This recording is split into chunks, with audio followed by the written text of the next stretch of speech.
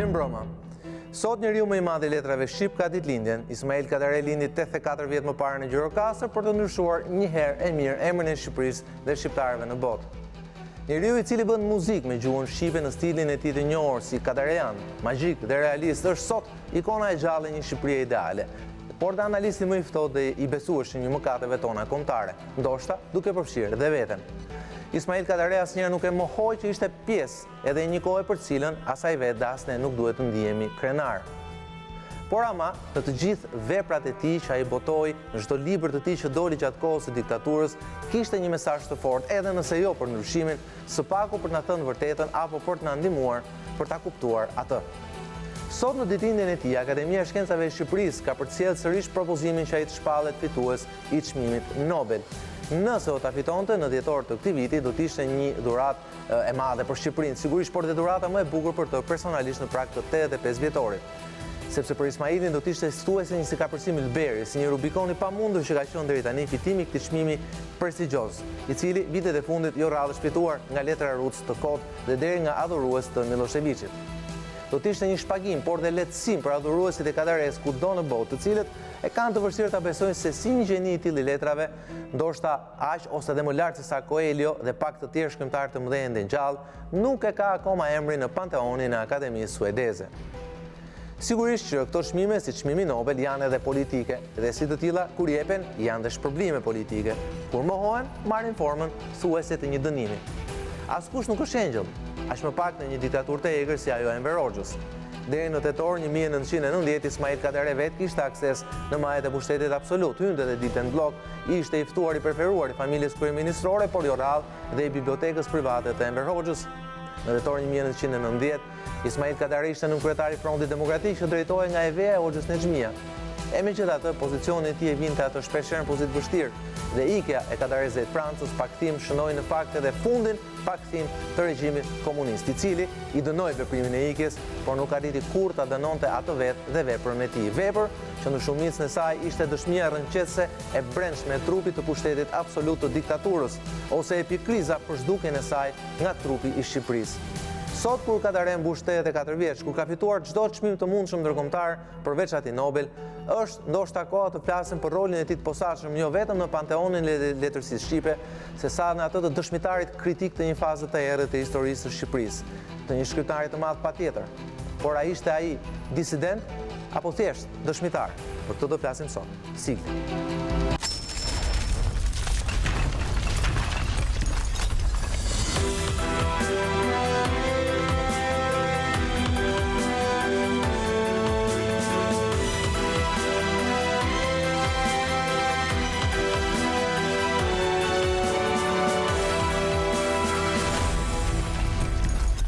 Mirë se vini në rrjedhësorin natë parë, ju urojmë ditëlindjen e Ismail Kadaresë, pra në 84 vjetorin e tij, për cilin do flasim edhe sot në program. Prezantoj ftuarit e mi, ka kënaqësi të kem në program zonjën Vera Bekteshi, bronzë Bekteshi, shkrimtare. Faleminderit që jeni me mua sot.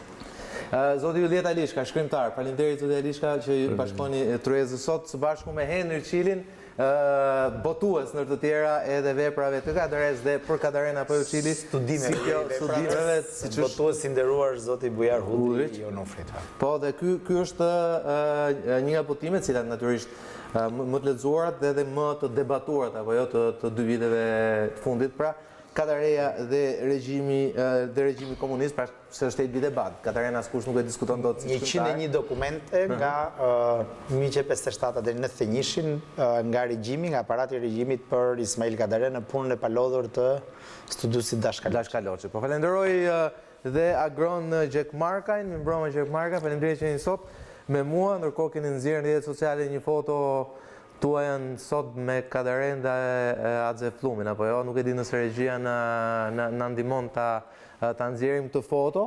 Rrallë, unë e Qili për shkakun kemi foto me Kadaresë, po rrallë është shumë e rrallë kesh foto me dy figura të tilla bashkë. Besoj që duhet ndiheni shumë. Në këtë kontekst kam qenë me fat sepse kam qenë dëshmitar i 6 apo 7 takimeve ndërmjet Adze Flumit dhe Ismail Kadaresë.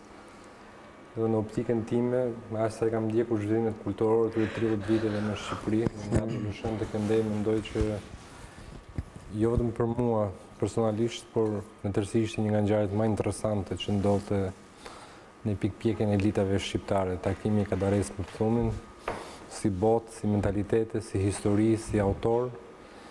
Edhe kam qenë me fate përsëris, kam qenë dëshmitari shumë biseda nga më interesante që mund zhvillohen dy personazhe të tilla, por ndoshta emblema e takimeve ka qenë një frazë e Zef Psumit në takimin e tyre të fundit në oborrin e kuvendit franceskan, kur Kadarej vizitoi dhe varrin e Fishtës, aq sa kishin mbetur nga trupi i Fishtës, pak kocka, një varr simbolik në kishën franceskane, ku i tha që dëgjoj Ismail, tashmë unë jam i vjetër, në fakt ai ndahet nga jeta pak muaj më vonë, por fati na ka vendosur bashkë në llogorën e kulturës europiane në Shqipëri. Edhe me duket një stilemi jashtëzakonshme, duke patur parasysh çfarë ka ndodhur me kulturën europiane në Shqipëri këto 30 vjet, sa herë është vënë në diskutim, sa herë është sulmuar, por me bindjen time dhe bindjen besoj tyre që janë në studio është diçka që në thelb nuk cënohet. Zonja Verë, në fakt, ju keni qenë sot në prezantimin që u bën Akademinë e Shkencave, apo jo, për ripropozimin, për të 9ën herë të Ismail Kadaresë si kandidat për çmimin Nobel. Natyrisht, temi kandidimi këtë vit vjen pas të një temi fitore të shëmtuar të vitit kaluar, ndarjet dhënie të shëmtuar të çmimit Nobel vitin e kaluar nga një shkrimtar austriak që adhuronte Miloševićin. Kosova dim që është një pjesë shumë e rëndësishme edhe në veprimtarinë edhe në botën e Kadaresë. Por pse mendoni që ky propozim kësaj radhe e Akademisë Shkencave ishte më i plot, më bindës se herët e tjera? Mua kështu më duk dhe të gjithë ne pjesëmarrësve na u duk kështu. Sikur ishte më mbështetës ndaj gjithë veprës së tij të madhe. Dhe aty u paraqitën dhe folën studius, akademik, shkrimtar, që edhe ishin caktuar, që ishin të përgatitur për këtë punë. Kur bëhet propozimi për çmimin Nobel, pra fokusoheni vetëm te propozimi fokusohet vetëm tek vepra apo fokusohet edhe tek figura, tek personazhi? Ja. Çmimi Nobel jepet për veprën dhe me këtë u mbrojt zhuria e çmimit Nobel, që ne ja kemi dhënë Handke si një shkrimtar shumë poetik. Unë lexova veprën e përkthyer të Handkes dhe të Olga Tokarczukut, të dyve, dhe ndërkohë që kam përshtypjen më të mirë nga vepra e polakes, një shkrimtare jashtëzakonshme me një inteligjencë dhe kulturë të rrallë, ja u them jo për ndikim, që nuk më mend asgjë nga libri Mëngjarashja e Handkes. Nuk më mend asgjë, mbaj mend vetëm një përshkrim poetik të bukurisë së personazhit kryesor që thotë sytë e saj ndritnin kur ajo nuk i kishte edhe kur nuk i kishte të fokusuara diku. Me këtë ka dhënë bukurinë e saj. Cili vendosja pak në kontekst. Ky ripropozim që është sot nga Akademia Shqiptare e Shkencave zhvillohet në një kontekst krejt ri në fakt, nuk i ngjan as propozimeve të fillimit të viteve 90, as debate që kanë shoqëruar nominimin në ato fillime dhe më vonë të Ismail Kadaresë për çmimin Nobel, sepse në gjykimin tim këto debate që janë zhvilluar dhe mos në vitet e fundit, do thoya më shumë në 5 vitet e fundit, publikimi i dokumenteve thuajse shteruse nga arkivat e tjetër, ka kontribuar për ta pozicionuar për opinionin e brendshëm dhe të jashtëm, për të jashtëm dhe të brendshëm dhe për të rënë në një farë mënyrë çdo alibi në lidhje me ato që janë konsideruar, unë nuk jam specialist, jam modest në këtë drejtim, nga zëra të ndryshëm ose vlerësime ndryshme si pengesat e Ismailit për çmimin Nobel, sepse cilësia e veprës tij letrare as i diskutohet. Pra ky është kontekst i ri, një propozim shumë i mirë, është një gjë e re, ti e the edhe në prag të 85 vjetorit, pavarësisht se thonë se juria e Nobelit nuk pyet për këto detaje, por unë kam qenë këto koincidencat e datave më pëlqejnë. Kadareja dhe vepra e tij në tërësi e ripropozuar në këtë kontekst 30 vjet më pas, është në një dritë të re dhe në një mënyrë të re, ai veç se është rivlerësuar me kohën, është veç se është davaritur çdo lloj mjegulle e fillimit të viteve 90 ose formave tjera, dhe besoj që në një farë mënyre ky gest simbolik I bën nder Akademisë së Shkencave ose në përgjithësi elitës artistike dhe shkencore në Shqipëri. Është era e parë që Akademia e propozon Akademia e Shkencave? Nuk e kam parasysh kronikën, por gjesti Nuk është era e parë. Gjesti është gjetje dhe konteksti është I ri. Domethënë të them që ka pikërisht për këtë arsye, sepse tash ka kaluar 30 vjet dhe ajo rreth Kadaresë shumë çka është sqaruar, është qartësuar, është strukturuar për të dhënë realisht rolin dhe vendin e tij në historinë bashkëkohore të Shqipërisë dhe në raport me regjimin. Propozimet e tjera me interes mendoj për publikun, ka qenë presidenti I Republikës Bamir Topi, mos gaboj në vitin 2012, që është drejtuar zyrtarisht Akademisë së Nobelit për mbështetur kandidaturën e Kadaresë. Dhe po atë vit ka qenë Akademia e Shkencave e Shqipërisë që për herë të parë ka propozuar zyrtarisht Ismail Kadaresë për çmimin Nobel. Pra në 2012 ka qenë hera e parë që Akademia e Shkencave... Presidenti I Republikës së Shqipërisë zyrtarisht I drejtohet Akademisë së Nobelit me një letër, dhe për herë të parë Akademia e Shkencave e Shqipërisë po me një letër I drejtohet Akademisë së Shkencave. Përveç se gjatë këtyre muajve, vitit 2019 dhe në vazhdim, Ismail Kadareja ka marrë 3 çmime ndërkombëtare, ka marrë edhe një çmim kombëtar që është penda e argjend për esenë e tij të fundit, kur zihen korespondenca midis Pasternakut dhe Stalinit, kur zihen të Kustozusit Grinë. Ylet, shpesh na kapton ky debat I temi I faktit që Kadareja ishte dhe është, se është gjallë nga pikpamja biologjike, temi midis dy periudhave dhe shpesher kjo na bën të harrojmë dhe të fokusohemi tek talenti I tij si shkrimtar. Çfarë bën Kadaren unik, se nuk do të thohet veçantë, po unik krahasuar me shkrimtarët e tjerë në botë. Pasi nuk besoj, them unë jeni të dy shkrimtarë, por nuk besoj që Kadareja ka një garë në Shqipëri. Mendimi im, pastaj këtu më korrigjoni. Shiko, çdo shkrimtar është unik në llojin e tij, po çfarë e dallon nga shkrimtarët e tjerë ose çka ka specifike që e bën më të së pari është shkrimtari I talentuar e para.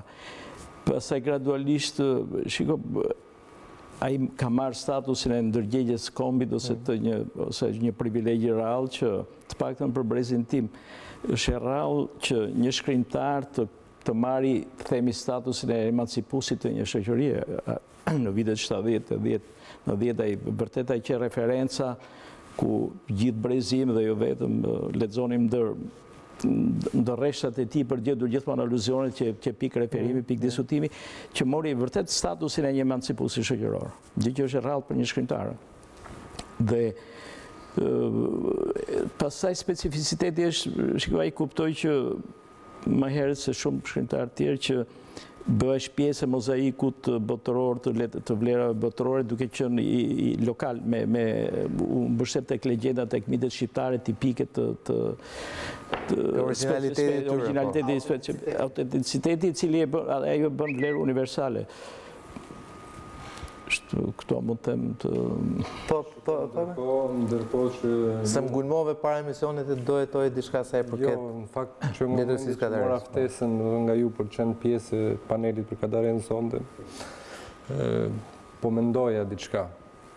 Dhe ajo që ka me rezulton mua, pra sa merrem me letërsi, është që Ismail Kadareja në farë mënyrë nuk është vijim në letërsinë shqipe. Është më shumë produkt I letërsisë botërore, si që janë 4-5 shkrimtarë tjerë, të cilët kanë specifika të ndryshme shqiptarë, që është rasti Fajkonicës, që është produkt I kulturës franceze anglosaksone, rasti Kutelit, produkt I kulturës austriake rumune, I Poradecit e njëjta, I Kolisit I kulturës italiane, I Fishtës ndryshe nga gjithë, që është produkt I kulturës greko-katolike dhe asaj austriake. Kadareja në vetvete është produkt një kulture botërore, por ndryshe nga këta që e marrin për masën e kulturës botërore për forcuar për masën lokale dhe kombëtare, pa I kthyer gjë mbrapsht letërsisë botërore. Ismail Kadareja ja del të marrë nga ajo dhe t'i kthehet letërsisë botërore. T'i kthehet letërsisë botërore si një nga zërat më spikatur të saj, dhe ky është rasti që krijon unikum në letrat shqipe. Me grishi ajo që tha Ylljeti, çfarë bën të veçantë. Okej. Okej, një tërmet... Jemi live, përjetuam një tërmet jo të vogël në këto momente që ne flasim. Nuk ishte një tërmet i lehtë, do thoja unë, besoj që ishte një tërmet që unë ndje fort në studio, nuk di t'ju them detajet, besoj që gazetarët tanë do të na njoftojnë pas pak minutash për çfarë bëhet fjalë, pra për çfarë tërmeti bëhet fjalë dhe çfarë gati, por ishte i shkurtër, bëhet fjalë për 4-5 sekonda, me sa duket janë ato lëkundjet dytësore për cilët flasin studiuesit tanë, kanë folur edhe pas tërmetit që unë ndje 24 orë më parë, pra në orë të parë të mëngjesit 3.7 ballë. Besoj që bëhet fjalë për një tërmet të 1 grade të përafërt. Ta shikojmë, mund të them që është grade përafërt, por e rëndësishme është koha, pra kohë zgjatja është e shkurtër, çka mund bëhet fjalë, më sa u bëm dhe ne specialistë tërmeti tani. Bëhet fjalë për ato pas lëkundjet e lehta. Megjithatë detajet do t'ju ja sjellim live pas pak. Po Agron ndjesën atë për tërmetin. Duke u nis nga aty ku la vjeti që në optikën time i shërben si një lloj stabilizatori në letërsinë shqipe, duke ka përcyer disa shekuj evolim që kanë patur letërsitë e tjera. Pse them këtë? Ai sollin letërsinë shqipe, jo se ekziston përpara, por konsolidoi në mënyrë shumë moderne gjinin e romanit, artillerinë e rëndë të letërsisë. Se sprovat e deri atëhershme me romanin kanë qenë lenin për të dëshruar letërsinë shqipe, kanë qenë në mënyrë domethënë gati amatore. Ndërsa kjo që bëri Kadareja me njëherë me kronikën e gur, me gjeneralin e ushtrisë vdekur, e çoi përpara letërsinë shqipe, pse jo me disa shekuj dhe renditi e barabiti me letërsitë europiane. Dhe një gjë tjetër që do të thënë spikat dhe bën atë unik është se ai nuk ishte një person i lirë, nuk mund të ishte i tillë në një regjim diktatorial që ishte regjimi shqiptar, asnjëri prej nesh nuk ishte i lirë. Por çfarë bëri ai? Ai doli të krijojë lexuesin e lirë. Do të thënë nëse robëria fizike ishte e pashmangshme. Kur lexoj një libër Kadaresë ishte një dritar e lirisë. Të krijojë liri shpirtërore. Të krijojë liri mendimi, të krijojë liri gjykimi, të krijojë shije estetike, liri estetike. Dhe ai krijoi disidencën estetike.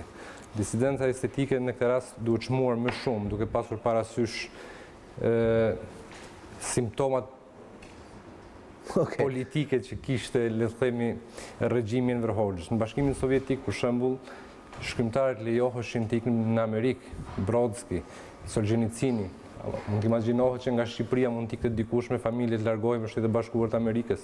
Kështu që në këtë kontekst merr një vlerë të madhe ajo që është disidenca estetike. Ja doli që të bashkoj dy kohë që në fakt ishin një. Është koha e totalitarizmit. Në një anë të vektorit është zbritja në perëndorinë otomane, ana tjetër ishte aktualiteti ku ai bashkoi dy kohë në një dhe krijoi, le të themi, atë letërsinë e tij që është e veçantë. Vera, këtu fol për faktin që Kadareja i shndroi, ishte unik tha Leti, për faktin që u mor me gjëra, u mor ndryshe, pra nuk u mor me tema globale, po u fokusua tek ajo rajonale, tradicionale, unike, shqiptare apo ballkanase. E megjithatë arriti që t'ja jap këtë mesazh temi letërsisë botore, si arriti kësaj? Kjo gjë është theksuar edhe nga kritika ndërkombëtare, që po lexonja këto ditë Dantja i pashmangshmi dhe në 2 kapakët e librave ishin rreshtuar thënjet të shkrimtarëve të mëdhenj edhe të kritikëve të mëdhenj. Nuk kujtohet emri tani, një kritik anglez i famshëm që pikërisht këtë thotë. Të shkruash për gjërat lokale duke e universalizuar gjën lokale që njeh mirë, po kjo është letërsia universale. Letërsia universale nuk është për kozmosin, është për njeriu. Qofse ti flet jo vetëm për ngjarjen, po për përjetimin e ngjarjet, kjo është letërsia moderne. Edhe përveç që ai e ka dhe universale, sepse nuk ka kapur, nuk ka lënë fenomen shqiptar të ndërthurë me atë ndërkombëtar pa e paraqitur në veprën e tij madhështore. Në akademi, siç e thash, folën dhe duke u folë për madhështinë e veprës së Ismailit, u theksuan ta zëm disa gjëra që janë Henri tha me gjithë filljetin që emancipoi shoqërinë shqiptare, po aty u theksua edhe që edukoi estetikisht shoqërinë shqiptare, sikurse dhe ndriçoi mendjet e shqiptarëve në atë diktaturë të errët që kemi jetuar ne, duke qenë shumë të izoluar, jo se s'kishte diell në Shqipëri, po sepse ishim shumë të izoluar dhe ajo përbënte errësirën. Mu në fund nuk isha e caktuar për të folur, po dhash ato përshtypjet e mia në një këndvështrim tjetër. Thash, për ne të përzënët nga Tirana edhe nga qytetet e tjera të Shqipërisë, në për internime dhe burgje, unë njoh internimin, prandaj nuk shkruaj për burgun, sepse nuk e njoh burgun. Kam pas. 5.5 tërmetje. 5.5. Okej, ja ta shikoj. Mos të japim lajmet pa konfirmuar, të lutem Agron. Po. Dhe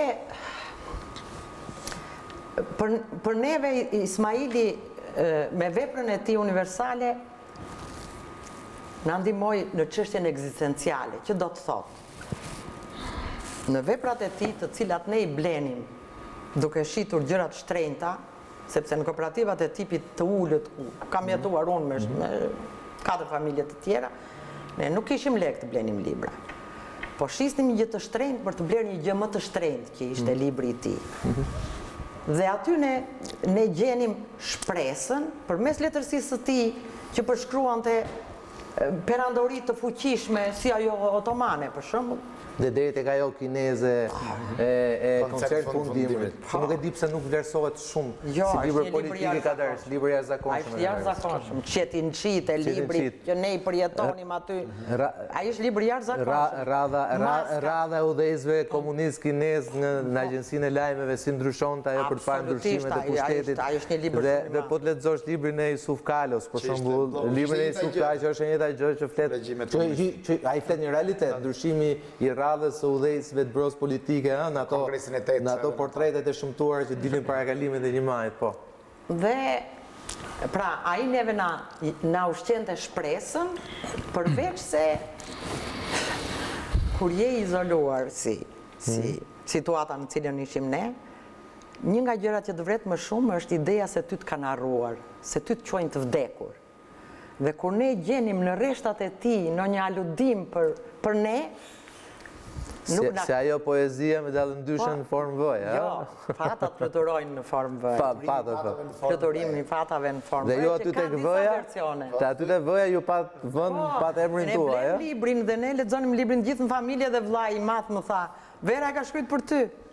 Po ju kishit njohje Po përpara? sigurisht që unë e kam njohur Ismailin që kur kam qenë 19 vjeçe, bashkë me Elenën, kemi kaluar vitin e ri bashkë në klubin e artistëve dhe shkrimtarëve, dhe pastaj shkuam në shtëpinë e Ismailit që kaluam aty orët më të bukura, se ajo qenë çiksi ceremoniale, dhe që atëherë përveç viteve që nuk jemi parë, miqësia nuk është shkëputur asnjëherë. Dhe kur u ktheva e pyes Ismailin.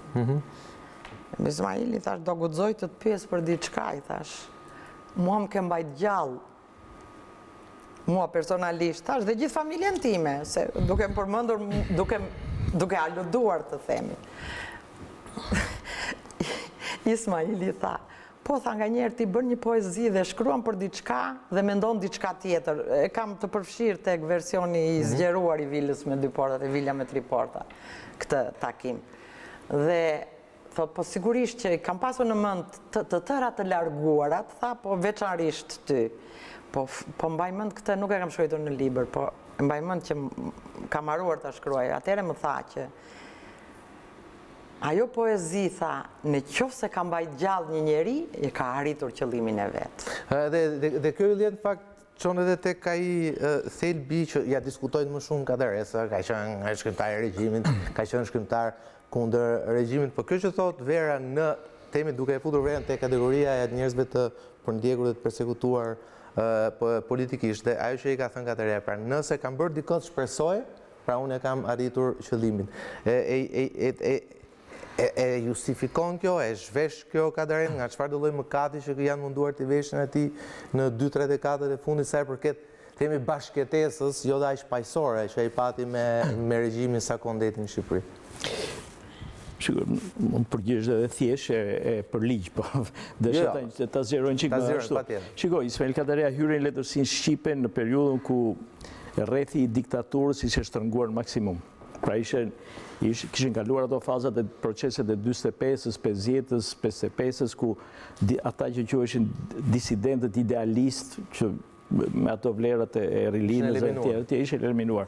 Mbeturinat borgjeze. Po që Ismaili hyri në letërsi dhe u bë protagonisti i kulturës e i letërsisë shqipe në ato kohë që rrethi ishin kushtuar shumë. Dhe në të tilla raste, referencat për të ruajtur, themi, shikoj, çdo individ, qoftë shkrimtar, qoftë ashtu, do mbjetoj, do punoj për jetën e tij, Për familje? Për familje, do punoj për letërsinë, se ai ishte shkrimtar, kishte atë mision, dhe siç e thash, me ndërgjegje pa ndërgjegje ai u bë vërtet një ndërgjegje shpirtërore e shqiptarëve në atë periudhë. Edhe sot. Po është relative. Ismail Kadaresë është produkt edhe i kohës. Pra, ai ishte kurajos disident ose jo? Unë mendoj që ishte kurajos. Dhe ka guxuar, shiko, klishet janë në ekstremet, o që e disident ekstrem, që vetë Ismaili thotë që nuk kam qenë disident, sepse ajo kohë nuk lejon të për disident, ose në ekstremet tjetër që ka bashkëpunuar. Ka qenë pjesë e saj. Po ja vetëm ta mbaroj lidhjet ja. Dhe mendimi im është që thash, në këto tre element është elementi protagonist, ka punuar dhe për protagonizmin e tij, ka qenë i mençur për të mbjetuar, ka qenë dhe i mençur për të promovuar. Narcisizmi është pjesë e botës krijuese, është pjesë e talentit. Kush është ai talentuar që s'është fal narcisist? Artisti dhe kjo ai ka bërë atë promovimin e veprës së tij, ndërkohë i ka sill dobi të Shqipërisë, të shoqërisë shqiptare. Pra ai diti të autopromovohet dhe të arriti të sensibilizojë opinionin ndërkombëtar. Shiko, do të thënë një gjë.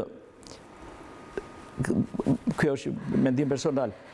Druaj se po të dilte sot fenomeni Kadarej nuk do kishte këtë famë botërore, që edhe rrethan e kohës, që izolimi, diktatura, kur ajo tin ato me ato hapësirën magjike të lirisë. Ai luajti me atë, në fundet ajo është mjeshtria, aty është talenti i tij. Luajti në atë hapësirë të vogël në mënyrë të përsosur dhe arriti. Druaj, kjo është për të diskutuar, mendimi im personal që fenomeni Kadareja a do ishte sot kaq i famshëm dhe vërtet është shumë i famshëm. Unë këtë flas edhe nga përvoja ime e Francës. Në fakt, Çilit duhet ta pranojmë që le të themi, dhe ndoshta kjo ishte edhe për vetë zgjedhjet Kadaresë, pra Kadareja zgjodhi pas viteve 90, ka ndërhyrë, ndoshta me gishtat e njerëz dorë në momente të rëndësishme të vendit, ai më ndërhyra e fundit ka qenë ajo e 2011-s, që ka ndërhyrë publikisht. Ka botuar vepra, ese, etj, po. Por le të themi, siç e uli tonin publik vetë, le të themi dhe vepra e tij nuk pati më, le të themi, edhe vlerësimet që ka marrë, janë vlerësime që kryesisht lidhen me veprën që ai ka bërë para viteve 90. Pra, edhe lexuesit e tij, themi, kujtojnë më shumë veprat e tij para viteve 90 se sa veprat e tij të këtyre 30 viteve të fundit. Por këtë është ndoshta më kompetent profesor Agroni, por jo se s'ja kemi lexuar, gjithë ja kemi lexuar. Por le të themi në mendje të qëndrojnë pikërisht ato vepra të cilat i referoheshin asaj gjë që ne nuk e kishim, lirisë. Momentin që ne fituam lirin, pastaj për mua i ka qenë prodhimtar dhe pas viteve 90 dhe me kualitete jashtëzakonisht larta, por korpus ose tëra ishte tashmë e krijuar dhe si thua ishte në të njëjtën lartësi shtonte elemente të tjerë. Kjo e kompleton, e bën një vepër të plot, po ndoshta ka nevojë të theksojmë 2-3 elemente sepse jemi në një nuk është një emision tipik kritik letrar, Agroni mund të ndihmoj për këto, po përkundazi, domethënë është një emision generalist i drejtohet gjithë. Unë duhet të thoya që por do të thoya që nuk ka në përgjithësi nuk ka njeri në Shqipëri që nuk e ka lexuar Kadarejën. Dhe kjo nuk ka lidhje shumë me klasën shoqërore, cilës ai përket, me fabule të tjera. Pra i mbetet një shkrimtar popullor, le të themi. Absolutisht. Unë do insistoja tek konteksti aktual në cilën ne bëjmë këtë bisedë, sidomos 4-5 vitet e fundit, do të them që zhvilluar një debat shumë i rëndësishëm, i cili, për mendimin tim, praktikisht ka qartësuar, ose ka ripozicionuar, ose ka davaritur çdo lloj elementi në lidhje me signifikancën ose domethënien e Ismailit dhe raportet e tij me regjimin. Ylleti tha u bën ndërgjegje shoqërore dhe pastaj kombëtare. Unë do thoya që ose të paktën nga mini implikimi personal i vogël në botimin e këtyre dokumenteve në një projekt që kemi pasur në Universitetin Evropian Tiranës, unë kam vënë re pak a shumë një gjë që doja ta thoja ose ta nënvizoja. Praktikisht unë nuk gjej një formë domethënëse përveç formalizmit, rutinës dhe gjërave tjera, implikimit të Ismailit me diktaturën as nga dokumentet më të fshehatra të mundshme. Madje si për t'i vënë, po themi, vullën këtyre, kohët e fundit është publikuar një bisede Kadrejas Biut dhe Enver Hoxhës në lidhje me Ismailin dhe rolin e tij në grupin e Mehmet Sheut ose ndërlidhje me program Bendi Fevzir. Diçka e kësaj natyre, që është një dokument i ri, 6 muaj më pas Kadareja Biu do shkonte në hell, ndoshta të kujt takonte, dhe ministri i brendshëm, pra Tirani dhe xhelati i tij mblidhen dhe kanë kryetem në një bisedë, në një raport, shkrimtarin më të shuar të kohës dhe ose që mund të ishte dhe viktima e radhës. Që mund të ishte dhe viktima e radhës. Se debati ky ishte. A duhet ta eliminonim apo jo? Ky dokument, domethënës, për mua e plotson gjithë të Çfarë thot ky dokument? Ky dokument sjaron argumentet e ministrit brendshëm që diktatori nuk i merr parasysh, por aparati ishte përgatitur për këtë, i cili çfarë ishte ministri brendshëm, përsëri ishte vegël e sistemit ose e diktatorit, i cili po themi vërteton në suazat e kohës implikimin e tij në lidhje me grupin e poliagentit Mehmet Sheu ose Dije që Kadareja kishte një misi personale me djalin e diktatori dhe xhelati diskutojnë dhe bëjnë temë të bisedave të tyre në një pikë kokën e Kadaresë. Kokën e Kadaresë. Janë dhe jo konteksti, po kokën e Kadaresë. Pra, këtu ishte kryer përshtypjen në fillim viteve 90 nga disa zëra të tjerë që Ismail Kadaresë firmoste aty bashkë me Enver Hoxhën kundërfirmoste ekzekutimet, pushkatimet dhe gjërat të tjera. Mirë, pa themi, po e bëjnë në mënyrë metaforike. Unë them që sqarimi i këtyre dokumenteve dhe sqarimi i këtij konteksti, thash dhe absolutisht çështja e veprës letrare po është çështje profesioniste, për mua ka kryer një funksion i cili e ka lartësuar dhe ka vënë figurën e Kadaresë një raport edhe më drejt me shoqërinë shqiptare, me trashëgimin ton për mirë apo për keq që kemi pasur gjatë shekullit 20.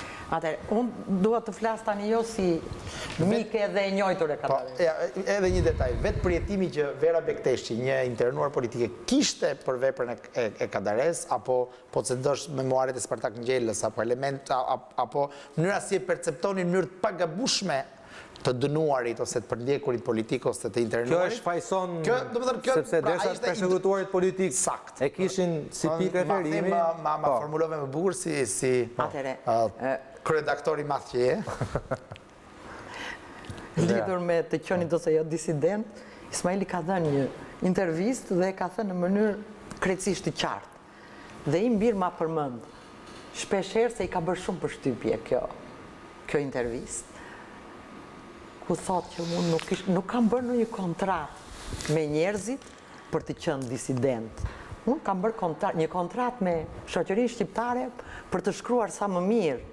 Dhe nëpërmjet shkrimit të mirë, është ajo që ka thënë Arshipika, është cilësore, ka marrë fund, është kundër diktaturës, është letërsi cilësore, është kundër regjimit. Këto muaj unë kam lexuar 3 veprat, rilexuar 3 veprat të Ismailit. Rastësisht, po ndoshta edhe domosdoshmërisht. Përse? Neve tashti jemi pasuruar shumë me lexime që si bënim përpara. Ne me zgjenin në një libër në gjuhë huaj dhe na duket sikur çfarë kishim bërë. Sikur çfarë kishim lexuar.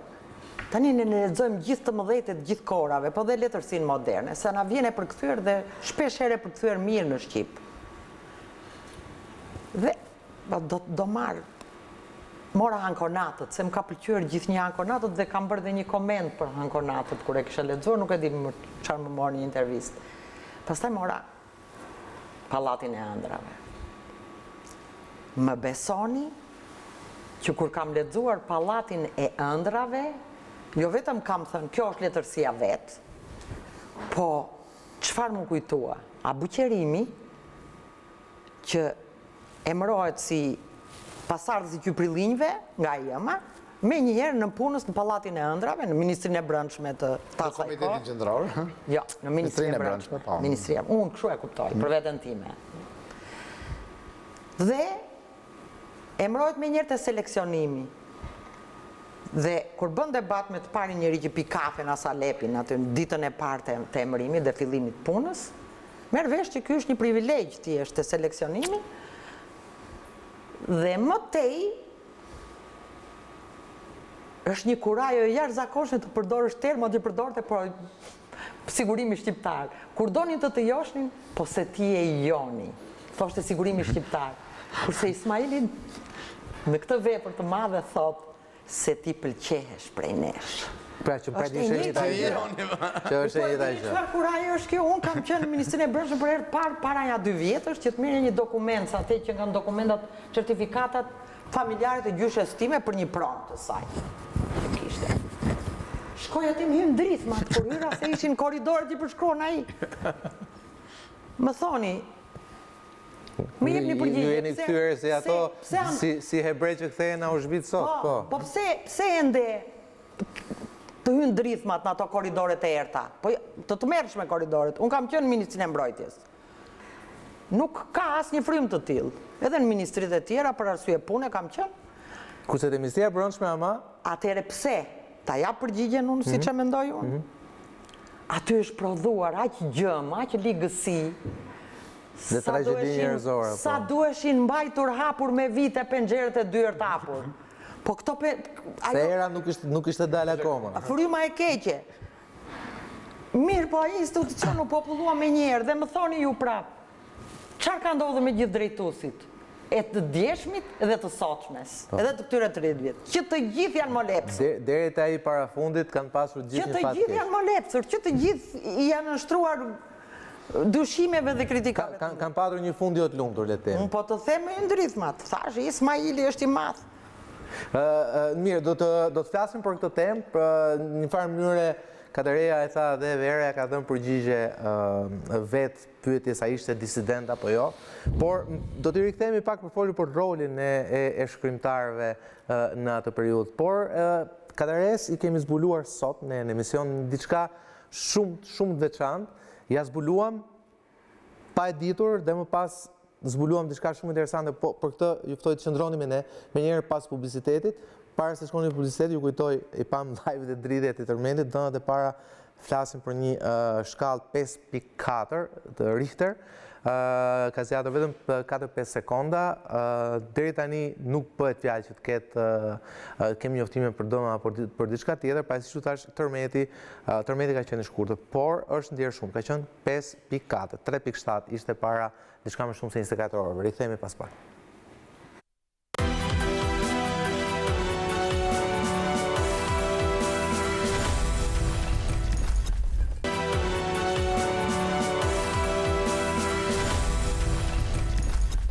Rikthehemi live në Real Story, po flasim për Kadareja në 84 vjetorin e lindjes. Sigurisht jemi një televizion informativ dhe si tillë duhet të përshtatemi edhe me situatat dhe të informojmë njerëzit. Ndoshta edhe regjia na ndihmon pak më vonë live të japi atë pjesën kur unë ndje tërmeti live këtu në studio, të jetë shumë interesant dhe fakt ja japim njerëzve për të kuptuar dhe temi magnitudën e atij tërmeti. Sipas IGEUM bëhet fjalë për një tërmet me magnitudë 4.8, pra po e korrigjoj nga 5.4, siç u tha fillimisht, ishte 4.8, me thellësi 7 km, me epiqendër 3 km në veri të fshatit Bupsh. Sipas komunikimeve me prefekturën, deri tani nuk raportohen dëme. Këto janë njoftime që vijnë nga Agjencia Kombëtare e Mbrojtjes Civile. Gjithsesi bëhet fjalë që epiqendra, pra është sërish si ajo e tërmetit gati 30 orëve më parë, sërish epiqendra duket është fshati Bupsh. Ju kujtoj fshati Bupsh është në afërsitë midis Fushkrujës dhe Rinasit, pra shumë pranë aeroportit të Rinasit. Po, të ndjekim pak live, po e bëj këtë shpak komerciale, po të ndjekim pak live në pjesën e parë momentin kur ra tërmeti. Ta ndjekim pak.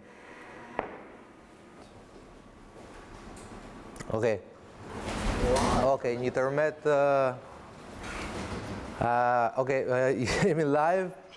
përjetuam një tërmet jo të vogël në këto momente që ne flasim. Nuk ishte një tërmet i lehtë, do thoja unë, besoj që ishte një tërmet që unë ndjeh fort në studio, nuk di t'ju them detajet, besoj që gazetarët tanë do t'na njoftojnë pas pak minutash. Pra, këto ishin ato sekondat e këtij tërmetit lehtë, pra me magnitud 4.8 ballë shkallës Richter në thellësi 7 km, me epicentër 3 km në veri të fshatit Buq, pra në drejtim të fushkurës. Po të flasim pak për tërmetin Kadare.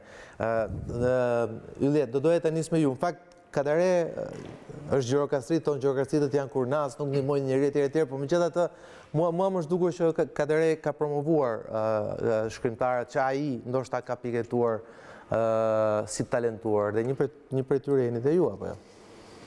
Me ullje ngritje. Me ullje ngritje, ajo që më mbetet... Edhe ju e keni zbuluar me vonesë talentin, Jo, dhe më keq.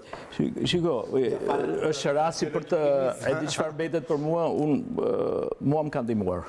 Më ka ndihmuar, më ka bërë parathon, më ka shkruar parathon një romani në Francë, e cila më ndihmoi goxha për të botuar pasaj. Në kohë ky është që t'ia tregojmë dhe lexuesit, ky është romani juaj i fundit apo jo? Metamorfoza e një kryeqyteti botuar nga Onufri. Edhe Zodia Liçka është i vlerësuar në çmime ndërkombëtare. Po Liçka, Dhe jo, është rasti për të thënë që shiko, Kadare, si çdo shkrimtari ose çdo gjenit, themi është ka kritizerët e tij dhe të gjithë e dim, ka fansat e tij dhe kritizerët e tij. Në përbojën time personale, ajo që më mbetet që më precipiton në jetën time në marrëdhëniet me të, siç e thash me ulje ngritje, se në fundit dhe vetë Ismaili kur thot në librin e tij që ka kohë shkrimtari dhe ka kohë njeriu të thjesht. Janë kohë të ndryshme. Në rastin konkret, unë personalisht jam i njohur, sepse më ndofta kjo është tregues domethënës që më ka shkruar ndonjë parathënie thjesht për të ndihmuar qoftë edhe për të në botim jashtë, që gjithë ne me verën e dim se sa vështirë është që letërsia shqipe, e cila duhet thënë që është përsëri luks që një vend i vogël në fund ka nxjerrë një figurë botërore, sikur kaq mjafton që bota të kthejë vëmendjen edhe e mjaftueshme për një kulturë të një vendi. Dhe ajo që mbetet precipiton për mua, unë kam një parathënie nga Kadare që më kanë ndihmuar konkretisht dhe është rasti që nuk harrohet kjo mirënjohje. Dua të tregoj një detaj, se ndoshta mund ta mbushim me detaje. Para disa muajsh një filozof shumë i famshëm bashkëkohor francez dhe figurë politike, publike etj. Luc Ferry ishte në Universitetin Evropian Tiranës për honoris causa dhe sa ul në tavolinë, si thosh në kafen e parë, tha: "Vi nga një udhtim në Kolumbi, udhtim pune." Dhe tha në një supermarket ose në një pash një seksion të tërë të librave të Ismail Kadaresë në çuditërisht pra dhe mua në Bogota, në spanjisht. Sa po kam thënë që jam shqiptar, gjëja e parë që më kanë përmendur në Bogota, në Kolumbi, ka qenë Kadare. Dhe shtoi, ka marrë fund, tha Shqipëria është një komb i fuqishëm, jo i madh. Bile shtoi me cinizmin prej aristokrati francez dhe filozofi njëkohësisht, është komb i fuqishëm, jo i madh në numër, po i fuqishëm. E imagjinoni ju që belgët, slovenët, slovakët të nxjerrin një Kadare e pamundur. Zviceranët, sigurisht ishte metaforë, në kuptimin e jo të përmasave të një kombi të shoqëre, po të fuqishë së saj. Mua Sokol më ka bërë përshtypje diçka interesante dhe ndoshta për mendimin tim duhet të futemi në rrethanat e domethënies së Kadaresë në sistemin ton aktual kulturor ose në sistemin ton, po themi, arsimor. Kam pas rastin të bashkëpunoj në këto 10 vitet e fundit, shumë ngusht, kam pas privilegjin në rastin, do të thoja, në kuadrin e 2 projekteve që në vitin 2009, kur promovuam veprën e plot, në 2010 veprën 20 vëllimshme, dhe pastaj me këto studimet, po një detaj më ka bërë shumë përshtypje dhe dua të rrëfetet dhe shmoj për publikun. Ishte tetori vitit 2013, kur Ismaili zakonisht vjen në Shqipëri, ose 13, po tamam.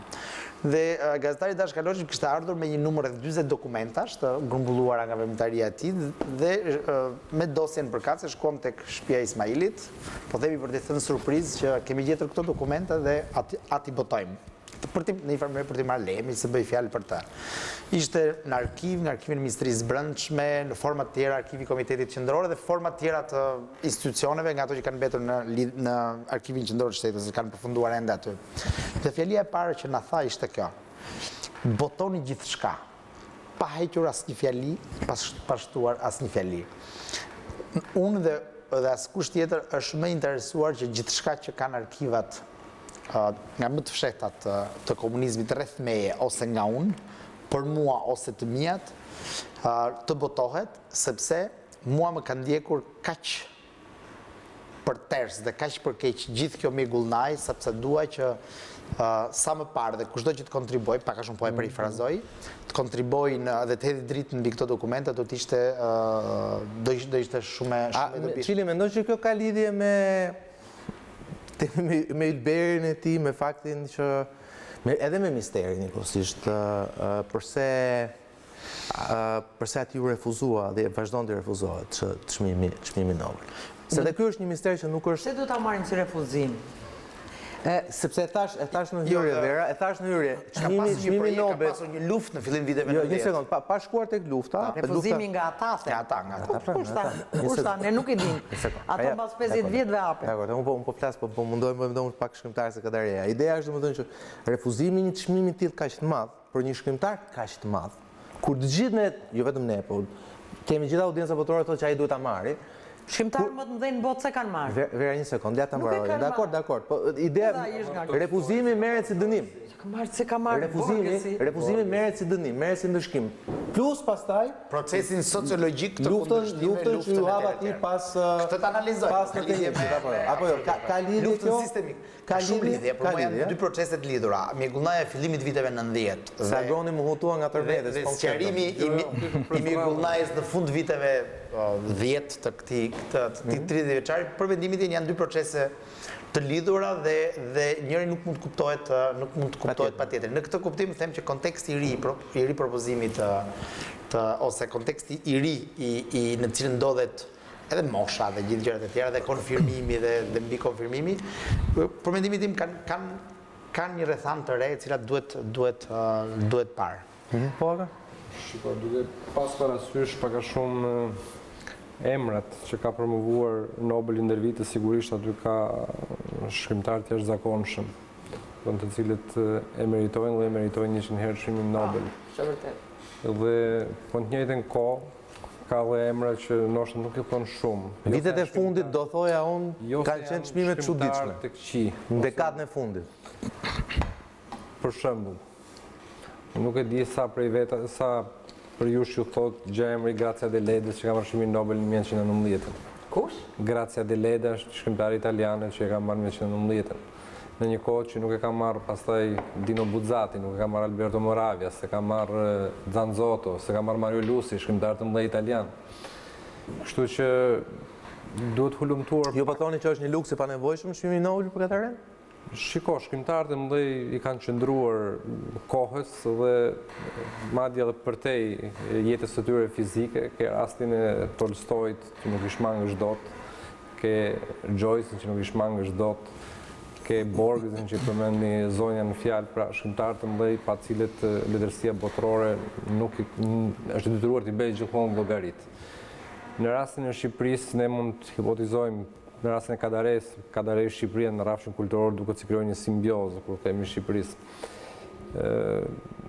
Disa faktorë mund të jenë që ndikojnë që ai nuk e ka marrë deri tani çmimin Nobel, jo se nuk e ka merituar. Unë mendoj që janë arsye gjeostrategjike, domethënë pesha e Shqipërisë si një vend i vogël i cila nuk përfaqëson sa Franca që merr 2 çmime në harkun e 10 viteve, një gjetje siç ishte rasti i Shiguros, i cili ishte dhe japonez dhe anglez. Ne kemi ngelur këtu në Ballkan. Pra punë Kadareja ne kemi në thojza edhe franceze. E mori Pamuku si ishte një shkrimtar, le të themi, që përkiste botës islamike, por jo vetë islamik në kuptimin e kësaj. Kështu që nga njëherë duket sikur kalon anash treni dhe nuk e prek Shqipërinë. Por kanë qenë një 10 vite, nga 80-të, 1990-ën, që Kadareja ka qenë gjithmonë shumë afër. Ka qenë 94 kur e mori Octavio Paz, duke lexuar pak a shumë çfarë shkruan në shtypi botror. ka qenë para 3-4 vitesh, mendoj që është shumë afër. Kur ishte 80 vjetorin u fol shumë që... U fol shumë. Kështu që në këtë kontekst, do të thënë, është e vështirë të hipotizosh arsyeën e vërtet. Por nuk përjashtohet një gjë tjetër, por nuk mendoj që kjo është vendimtare, që nganjëherë ne, një pjesë prej nesh, kemi një mazokizëm, ngrihemi kundër vetvetes, dhe fillon gjithmonë në vjesht, një stin letrash, denoncimesh. Këto vitet e fundit sikur ka rënë, pak ka një 4-5 vjet. Sa e vërtet të vërtet ka në këtë jetë? Që ndërpar kjo puna e letrës, pra është folur shumë që kështë dërguar Komisionit Nobel i letrës që i ka shkuar nga Shqipëria. Sa të vërtet ka në këtë mes?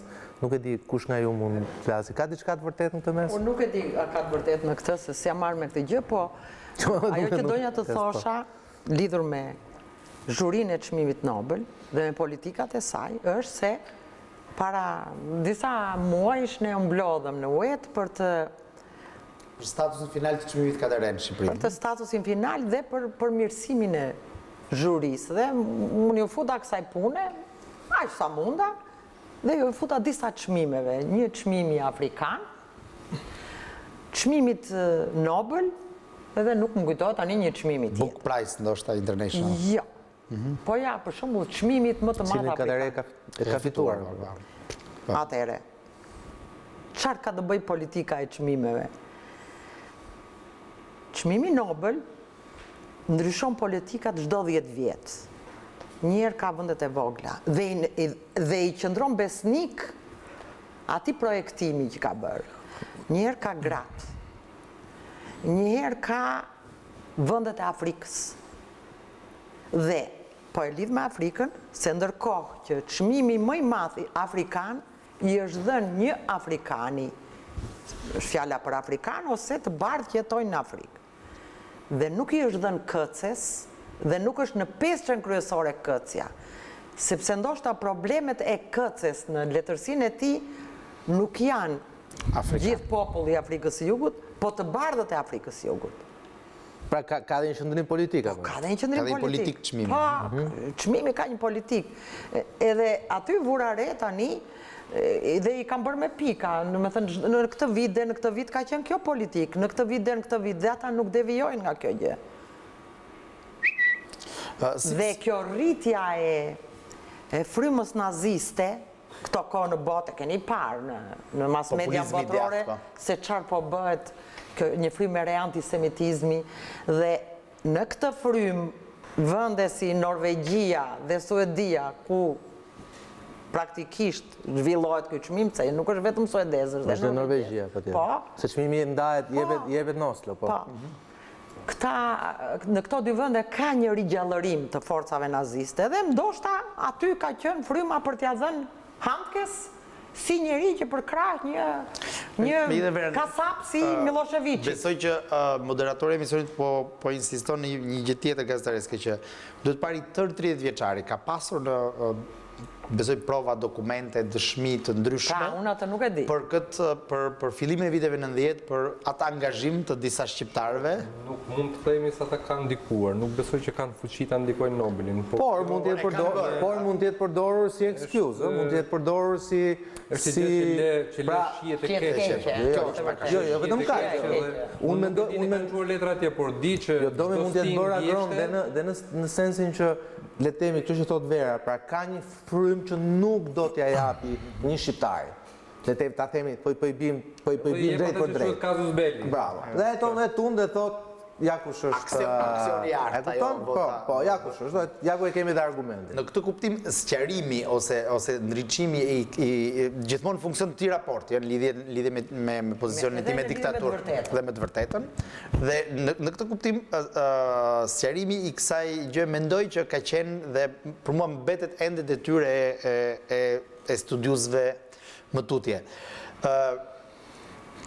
Ka shumë programe, ka shumë misione, ka shumë studime, por ende janë të pamjafta për shkak të një procesi për mendimin tim, i cili ende nuk është strukturuar ose nuk është përfunduar, unë them që gjithkush ka mundësinë të kontribuojë në këtë drejtim, për ndriçimin e plot të arkivave shqiptare. Cili ishte ai mekanizmi, jo thjesht për Kadareja, Kadareja është simbol, por mekanizmi i diktaturës në lidhje me artin, me letërsinë, me po themi raportin e diktatorit në këtë sistem, në deviancat, në thellimet apo në shmangjet e këtij sistemi.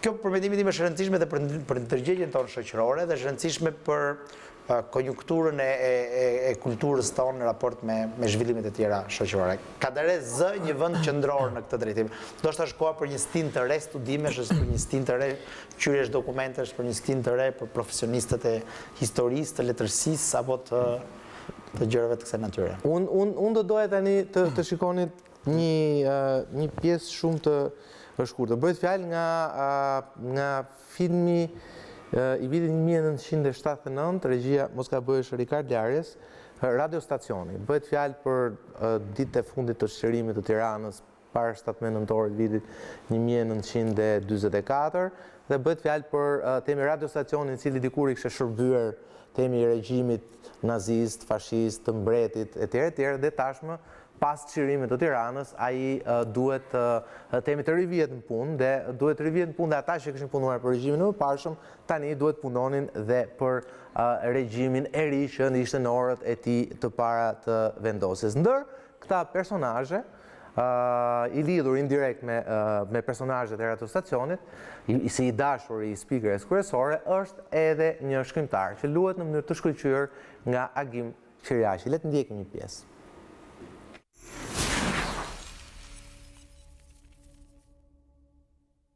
Zotni, gjallë jeni? Sa mirë. Polisni që du disje? Oh, jo, përkundrazi. Isha krejtësisht i sigurt se ju nuk do të pësonit asgjë. Pse? Sepse gjatë gjithë këtyre trazirave ju keni qëndruar jashtë politikës. Tamam pozite një shkrimtarit madh. Vërtet? Po, zotni, ju qëndroni mbi stuhit e kohës.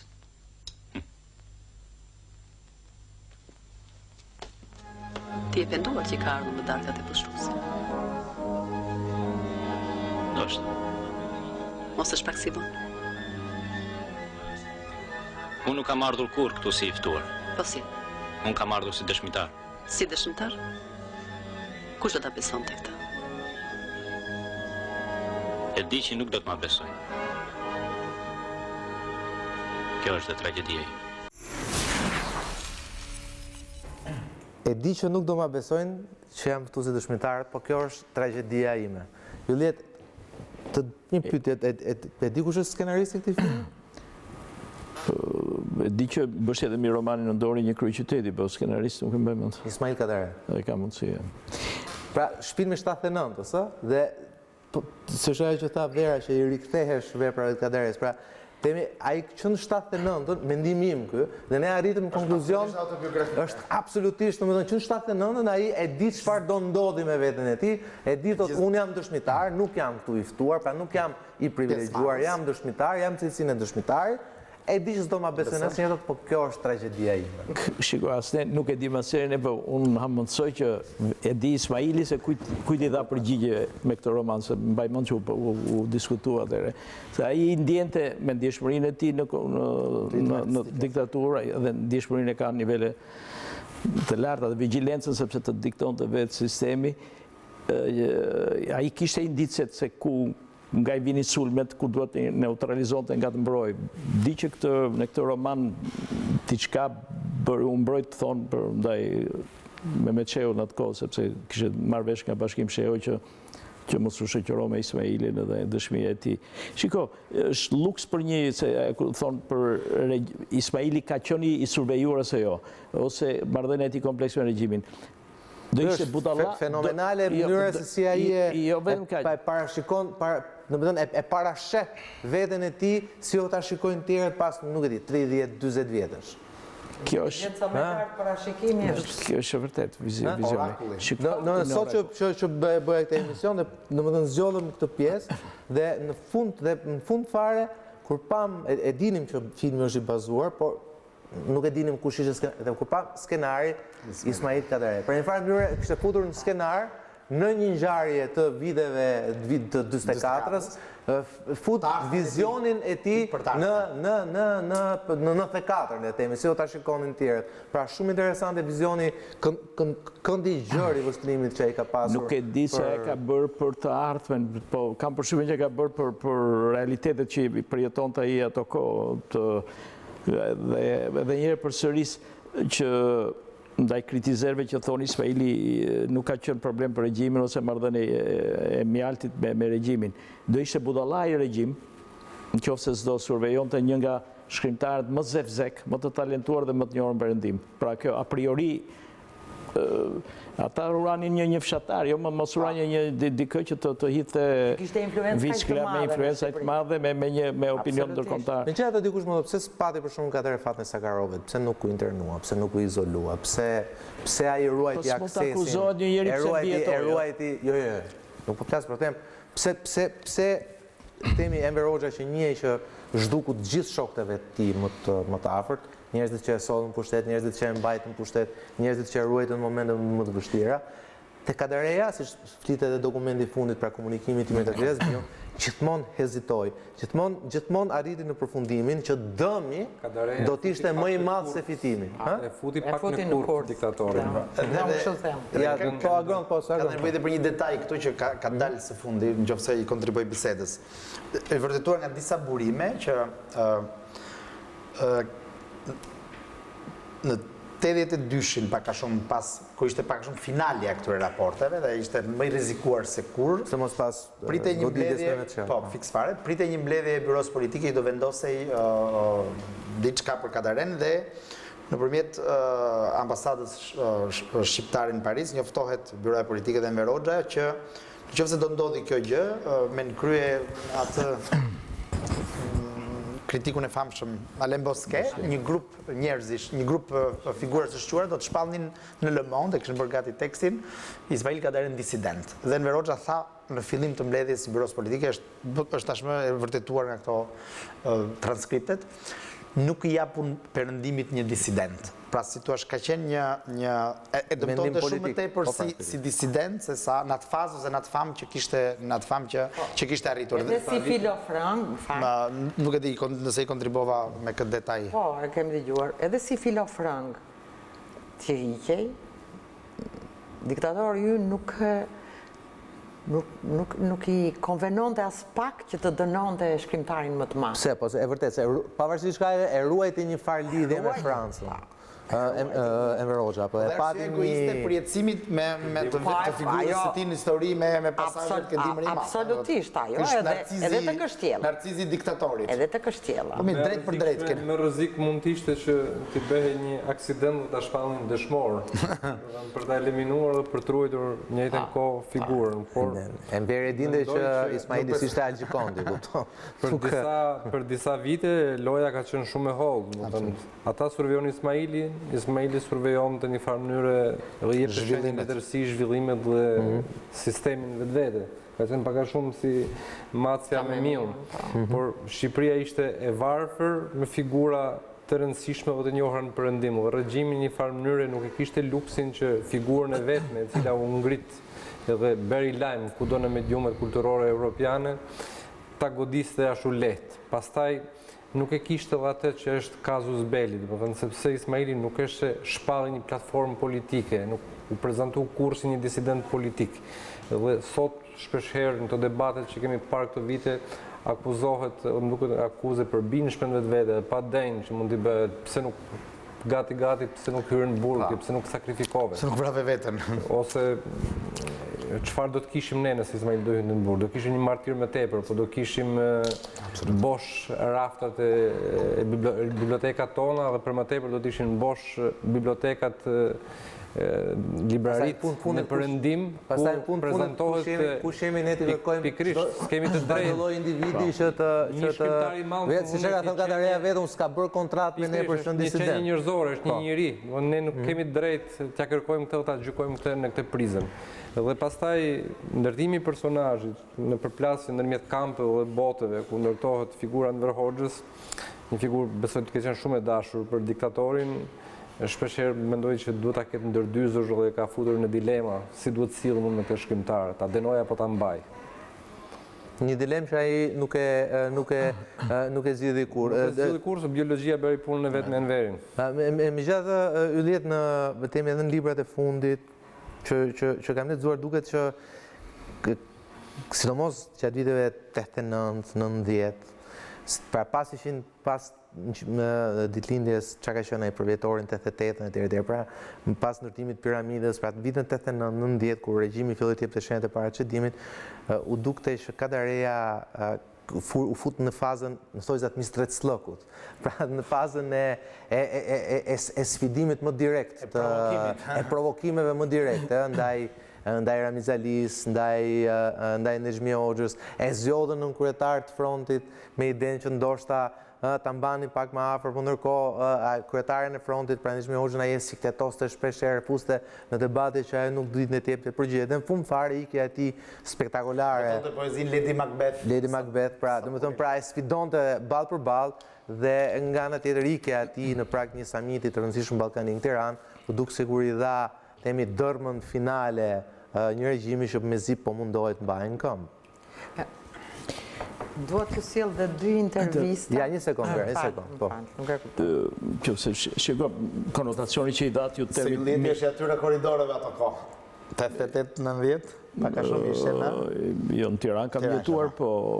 Mirë, paka shumë si bashkosie kam pjerë. Termi që i datë ju mistrec në thojza, ka qenë më shumë i veprës letrare. Ai edhe si veprimtar u angazhua më vonë në çështje sociale dhe sidomos çështje, mos harrojmë se në çështje kombëtare Ismaili është po, në çështjen e Kosovës është ndjeshmëri të lartë. Ndjeshmëri të lartë dhe edhe në dinjitetin themi, ai që akuzojnë herë dhe për racizëm, dinjitetin përballë një imazhi që të gjithë e dim për shqiptarët, për një strategji ose themi të shumë vendeve fqinj ose jo ndaj Shqipërisë, Ismaili ka qenë barierë dhe barierë fine, e fuqishme për dignitetin e shqiptarëve dhe Shqipërisë. Shumë e akuzojnë thonë ka dashur të mbrojë dignitetin e vetës. Jo shumë naive thua, kur unë ngre atë krenarinë e një kombi ose të një shqiptari përballë akuzave. Po jo, në këtë rast edhe sigurt ishte e vërtet, nuk është në një absolutisht. Ka francezët, kam jetuar në Francë, kanë 10 fishmë më atë mbrojtjen e krenarisë kombëtare. Dhe Ismaili këtu s'duhet harruar që është nga kontributet më thelbësore pastaj dhe gradualisht ai evoloi dhe në çështje kombëtare, duke i lënë në plan ndofta plan të dytë ideologjinë. Shikon, identiteti i tij ose një intelektuali të nivelit të tij është i bindjeve politike, që aty ka themi emblemën e tij të fuqishme që aluzionet që i ka bërë, që mistrecllëku ndaj diktaturës, i ka qenë i herpasershme. Mistrec ka qenë në librat e tij sistematik ndaj diktaturës. Dhe edhe ta akuzoj që Ismaili që një aleati i diktaturës ai ka hedhur gjithmonë vickla.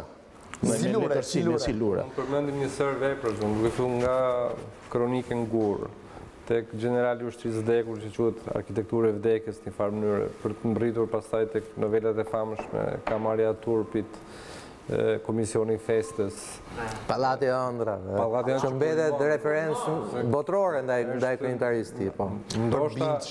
Ndoshta përbindshë është pak me i vonë, por Pallati i Ëndrave në vetvetet, mbase është nga veprat me ai nuk e pranon, me sa kam biseduar me të, nuk kam bërë disidencë, por kur i lexon sa i thotë unë mbetem shkrimtar, prandaj se pranon. Është vepër e mirëfillt të disidencës politike. Dhe ai në të dyshin praktikisht e prima e ka rrezikuar dhe nga gjitha ato që janë botuar. Absolutisht. Ka qenë vërtet dramatike situata e tij pas botimit të këtij libri. Në fshat nuk erdhi vepra, që vinin gjitha.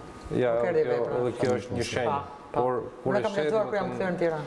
Botimet që bëheshin në Europë në linjën komuniste në vitet të 10, sigurisht kjo është një farë mënyrë ndoshta më ekselente i librave që botoheshin. Po verat, është 184 rajon ndoshta. Duke lexuar librat e Ismailit këto kohë, që është në liri në Angli. Edhe kjo është një kushte Më kujtohet që lexova më tërhoqi nuk janë ato vëllimet në ngjyrë shile që kanë disa vepra bashkë. Vepra e plot. Vepra e plot, po. Unë kam disa, nuk e kam të plot, po pastaj kam librat e blerë. Dhe atje ishte një pjesë me intervista letërsia e qëndresës. Dhe kjo më bëri përshtypje se letërsia e qëndresës e lexova intervistë e shkurtër, dhënë dritës, në fund të 73-shit dhe një tjetër në fillim 74-s, që kishin filluar gjërat. Ishte fillimi i goditjeve të grupeve Absolutisht. nga grupi liberal, të ai ekonomik dhe pastaj të ai ushtrisë, po. Këta janë gjëra që i dinë gjithë shqiptarët që e njohin Shqipërinë, nuk themi të rinjt tani që nuk dinë çfarë ka ndodhur. Që është gjë e keqe, po avash. Lexojnë Kadarenë, se ndoshta aty e kuptoj. Është nga temat që Pikërisht të lexojnë Kadarenë. Dhe me këtë desha të them që ai Mister Slëku, unë e kam quajtur Ismailin gjithnjë një njeri ambig, që thoshte një gjë dhe nuk kuptonte një gjë tjetër. Dhe këtë e bënte po me kurajo të madhe, se ambiguiteti nuk do në një zor të madh për të kuptuar, derisa e lexonin njerëz, domethënë e kuptonin, e merrnin mesazhin.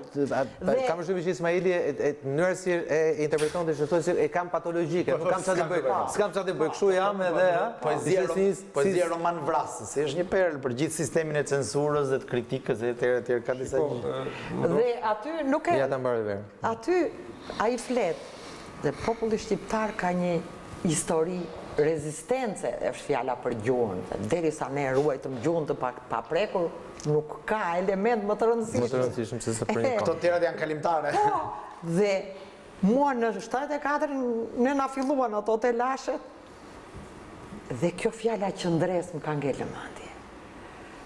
Dhe them që aty ka kontribuar dhe kjo gjë. Kur ushqehesh me një mesazh të rëndësishëm në një moment të vështirë, është shumë e rëndësishme. Të rrit kurajon dhe të projekton për të ardhmen. Absolutisht. Ndoshta në Indin e shqiptarëve, duke pa historinë e shtetëformimit, do ne si shoqëri pretendojmë shumë prej shkrimtarëve, sepse duke patur diferenca të mëdha kulturore ndërmjet elitave, flas për të kaluar dhe masës tjetër, me drejt pretendimi ka qenë i madh. Dhe duke pas parasysh që një farë mënyrë Shqipëria ka qenë me parë një koncept poetik dhe pastaj është bërë një koncept politik dhe gjeografik. Edhe mbi Kadarenë ka ekzistuar një presion i tillë, domethënë gati foshnjore, gati pretendimet. Gati një vënie në punë. Jo, gati domethënë kërkesat ndaj tij. Në një vend tjetër normal, në Francë, në Itali, domethënë një shkrimtar do bënte shkrimtarin, ndërsa sigurisht Kadareja ka bërë shkrimtarin, por në momente të caktuara e ka ndier thirrjen që vinte nga poshtë, nga shoqëria vet, për t'u përgjigjur ekzigjencave të caktuara të kësaj shoqërie. Dhe me grishja ajo që tha Ylljeti, domethënë doja shtoja që duke ndjerë këtë përgjegjësi ai ka kontribuar për t'ia lehtësuar jetën në vendit vet në procese të rëndësishme. Kam parasysh letrën që ai dërgon presidentit Bush nëpërmjet Jacques Attalis dhe filtrave ka pafund detajet të natyre. Dhe pastaj letër me presidentin Mitterrand për çështjen e Kosovës, ku ka një komunikim intensiv me letra. Po, sepse kujtojmë që Mitterrandi ishte hezitues, për me Jacques Chiracun. Me Jacques Chiracun, po që Jacques Chirac ishte hezitues në të nëntën. Pritet nga Mitterrandi disa herë, domethënë për biseduar dhe pastaj ka një komunikim më intensiv me Jacques Chiracun, ku është dhe një libër letra me presidentin, mos gaboj, ku aty kuptohet ndikimi që ai ka për çështjen e Kosovës në një vend skeptik, siç ishte Franca ndaj shqiptarëve, i cili ndërrohet në një vend pro Kosovës. Ti punoj me Mik Kadaresë shojnë një letër Macron. Ka një detaj shumë interesant në lidhje me këtë dhe unë do dalloj nëse çdo shkrimtar në një vend normal do bënte shkrimtarin, estetin ose për krejsinë e pastër estetike dhe të artit dhe të letërsisë. Misioni i Ismailit për mendimin ka qenë i tre fish, domethënë shkrimtari, po themi demokrati ose antidiktatura në një farë mënyrë dhe atletari. Duhet të ndaloj ke momenti njerëzor dhe momenti në një ka shumë raste, po një rast që është dëshmuar nga, po themi, i Zoti. Rudolf Marku të regoni një nga të shkrimet e ti në një libër me eset botuar të Kuet Press, se si njerë pati shumë të lashe me autoritetet e partisë dhe të komitetit ekzekutiv të Lezhës, Dhe befas këto telashe përfunduan në mënyrë të papritur, pra ai nuk e mori dot i vesh se çfarë ndodhi. Dhe thot më kujtohet që isha në kulmin e telasheve, do më transferonin ose në një gjë tjetër, ndoshta dhe më arrestonin ç'n si ka. Befas po themi të nesërmen ose atë javë, gjërat mbaruan si me magji. Dhe vetëm gjë që më kishte ndodhur atë javë ishte një vizitë e Ismail Kadaresë në Lezhë, i cili kishte takuar autoritetet dhe më ftoi për një drek në restorantet e kohës e tjerë. Vite më vonë, kryetari i komitetit ekzekutiv dhe sekretari i parë i rrethit më treguan që ty të ka shpëtuar, pa ma thënë për çfarë erdha në Lezhë dhe pa ma thënë se çfarë bëri, ty të ka shpëtuar Ismail Kadarej, i cili erdhi posa që nga Tirana, kishte marrë vesh të gjë, dhe me autoritetin që kishte, se sigurisht diçka mund të influenconte për problemet caktuar, nivelet caktuar me autoritetin e lokalit, që është i talentuar, është kështu, lërën i rahat. Dhe ndërkohë tha mua nuk më tha absolutisht asgjë që bëra këtë gjë për ty. Është një dimension i referencës që ka pasur Ismaili si individ për talente, individ që kanë qenë në vështirësi, ka plot raste të kësaj natyre, të cilët për mendimin tim e bëjnë ose e kompletojnë atë figurën e tij brenda sistemit. Dhe një detaj të fundit tek autobiografia e Spartak Ngjelës, ai thot qartësisht në fillim viteve 70 që gjitha fryma e liberalizmit kulturor në thelb kishte Ismailin dhe grupin e tij, Agim Myftiun, dhe gjithë rrethet influenciale, Bashkim Sheun, apo nuk e di, ndoshta ishte një moshë çik më Fadil Parçramin, Todi Lubojin, të cilët ishin njerëz me pozitë shumë lartë partijake në kulturë, në arte dhe në propagandë, por ishin totalisht në influencën kulturore të Ismailit. Mendoj që duhet të theksuar, me qenë se jemi një përvjetor, edhe një element tjetër krahas asaj se Sokol i lëshoi një pyetje provokuese siç e ka në natyrën e tij për veprat pas 19-s. Unë do të marr vetëm një ndoshta dhe u shfokusuam dhe ne, ndoshta po morëm me shumë gjëra të tjera. Por unë shikoj që pas 19-s temi Ismaili u vet pozicionua. Edhe tek ai insert i filmit tregon që ai ka qenë shumë koshient për pozicionin që ka pasur dhe shumë koshient për hapat që ka hedhur më pas. Duhet përmend 3 vepra letrare o 2 vepra ideologjike. Të pas 19-s që janë me interes. Çështjet marrëzisë, që është një letërsi e pastër dhe letërsi e madhe, e penguara, që është gjithashtu një letërsi e madhe, dhe mbi gjitha një kryevepër ndoshta në zhanrin e letërsisë që është një 80 faqe për nënën Kukulla, të shkruar para 2 ose 3 vitesh, që ndoshta është letërsi për letërsi, për kënaqësinë e artit. Një nga më të bukura që Ismail Kadaresë. Në kullën fildisht, pra thjesht letërsi. Edhe 2 vepra që janë më rëndësi, ndoshta jo shumë për lexuesin ndërkombëtar, por për lexuesin shqiptar në hapësirë kudo që është identiteti evropian i shqiptarëve, që në një farë mënyrë e shtron atë në një amanet qartë të rilindasve, në kuptimin që dielli linda... Pra lëdhe aty një tull, apo jo? Jo, aty ndërton strukturën doktrinare të shqiptarëve në raport me identitetin evropian shqiptarëve. Ndoshta është i vetë që i ka hyrë dhe ka ndjerë për detyrë që vetëm ai mund ta bëjë e ka bërë strukturën, duke argumentuar pse shqiptarët kanë një identitet të pacenueshëm evropian. Edhe një libër që vjen pas këtij, Mosmarrveshja, sepse ai kupton që ky identitet her pas here vjen në diskutim, cenohet nga influenca politike, ekonomike, interesa globale, nga nostalgji të ndryshme që qarkullojnë në territorin shqiptar, dhe ai shkruan Mosmarrveshjen, ku në një farë mënyrë është edhe e mbron nga rreziqet identitetin e... Jo, është edhe mosmarrveshja e tij me kombin e vet në një farë mënyrë keq kuptimit që... Keq kuptimit. Do të thënë dhe e shkruan këtë libër për të sqaruar dhe për t'ju lënë dhe porositë e epërme, është një shkrimtar, ndoshta Preçzoga e ka quajtur një doktoraturë e lartë për fatet e kombit, me ka pëlqyer shumë e bukur si metafora. Kështu që ka qenë prodhimtar në këto 30 vite, në kuptimin prodhimtar cilësor, ndoshta jo të gjitha veprat kanë, por këto 5 që përmenda, do të thënë 2 për ne si shqiptarë dhe 3 për lexuesin botror janë të pa... 3 për çmimin Nobel, Judet? Pra ka dashur në një farë mënyrë ti thot gjithë skeptikëve, po doni t'ju a bëj edhe këtë, e bëj edhe këtë. Trija këto që thashun janë denja për çmimin Nobel si letërsi. Po prandaj. Ajo për shembull u përmend tu çështjet marrëzisë, unë ende befasojmë pse ka kaluar pa zhurmë. është një kryevepër. Është një kryevepër në vetvete. Çështja e marrëzisë është një perë. Me të marrë. Dhe mjafton një libër në fundi po tjetë për çmimin Nobel. Po që këto 5 vepra vërtet. Pyetja juaj lidhet me këtë. Ekziston një opinion që Ismaili ka rënë para gjatë komunizmit dhe mbas komunizmit. Kjo klishe ekziston. Ai ka një tërheqje, ka dhe një ripozicionim, them unë. Tërheqje, ai ka qenë aktiv, ka shkruar. Jo, dakor, po ka një, nuk, domethënë, sikur do të vetë postohet nga qendra e shkrimi në liri. Është tjetër që bie pak kundërshtim me karakterin e narcis deri diku do thonë. Shiko, me tjetër sy e lexonim gjatë komunizmit dhe me tjetër sy lexojmë tash se çfarë pra kemi ndryshuar ne. Edhe receptuesi dhe marsi ka ndryshuar. Ka ndryshuar. Ndryshon koha, ndryshon fundit është produkt i kohës çdo vepër letrare që është pasqyre. Këtë do të thosha dhe po kjo as e ul se ngre, ai është në stilin e tij, në linjën e tij dhe unë mos harroj një gjë që i pari në letërsinë shqipe që kapi, themi, letërsi moderne shqipe që ashtu, kapi humorin dhe ironinë. Demitizimin e përmjet humorit me Ismaili ka finesë humor shumë në vepër. Ka satirë të hollë. Këtë doja të thosha. Unë do t'i sjell një shembull të jashtëzakonshëm nga një libër që përshkruan ardhin e Krushchevit të Shqipërisë, nuk më kujtohet. Po, unë në librat e Ismailit, përveç kënaqësisë intelektuale ose emocionit intelektual, që është emocioni më sipëror, emocioni i trurit, unë shijoj shumë humorin dhe qesh.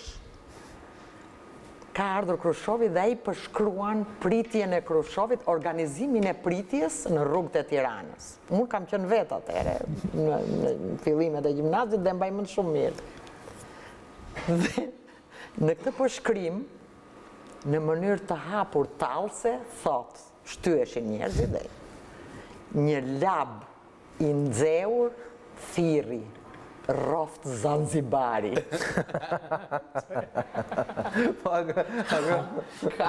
Unë do të ndalesh një shërbim, do të thënë, ai kur bën estetin, ndonjëherë ai përveç se e fut veten një marrëdhënie mjaft interesante, që është me kulturat përreth, do të thënë me kulturën mesdhetare që është një kulturë e madhe, ka qenë qytetërimi antik grek dhe qytetërimi romak, por më shumë ai grek, Ismaili ndihet më afër.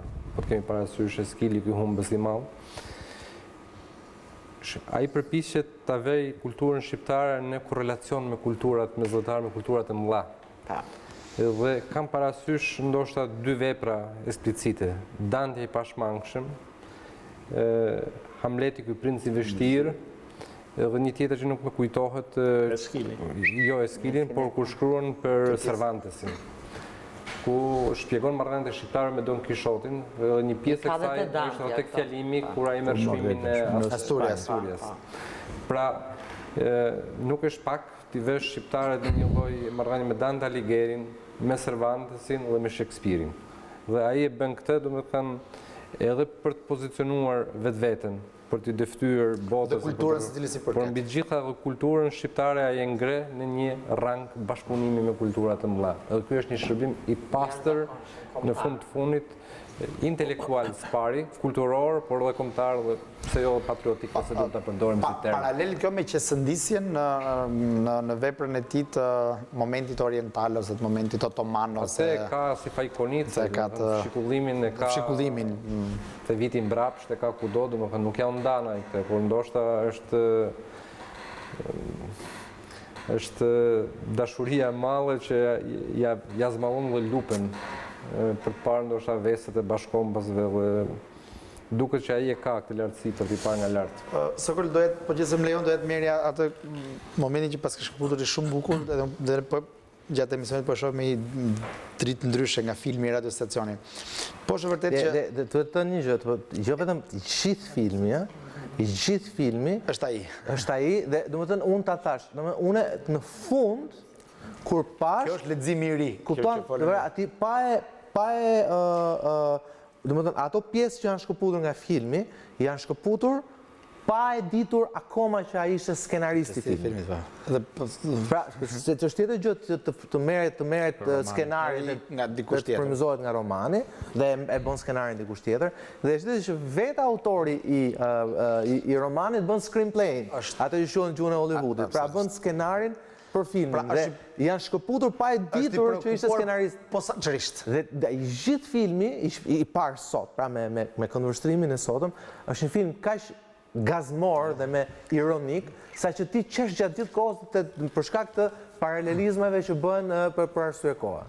Ky preokupim për e di që s'do më besojnë dhe kjo është tragedi ime, unë mund të dëshmoj dhe një, po themi, një preokupim të dytë. Dhe thënë një shqetësi tragjike nga Gjim Qeriaqi, e di, po kjo është tragedi. Pra unë unë e di do jetoj me këtë. Unë mund të, absolutisht, unë mund të dëshmoj një preokupim të dytë, s'dua ta periferazoj, po nga tërësia e bisedave të viteve të fundit ka qenë të rinjt, ose të rinjt shqiptar, shkollarët, letërsia dhe si thua lidhja e brezave të ri me letërsinë ka qenë një nga preokupimet në biseda të shumta, bile kur kemi diskutuar atëherë edhe me kontributin e shumë miqve bën pjesë dhe Yullieti këtu për ristartimin e çmimit të Kadaresë, për çmimin letrar Kadaresë dedikuar letërsisë shqipe dhe inkuadruar në një universitet, pak a shumë gjëja që na ka thënë është kjo.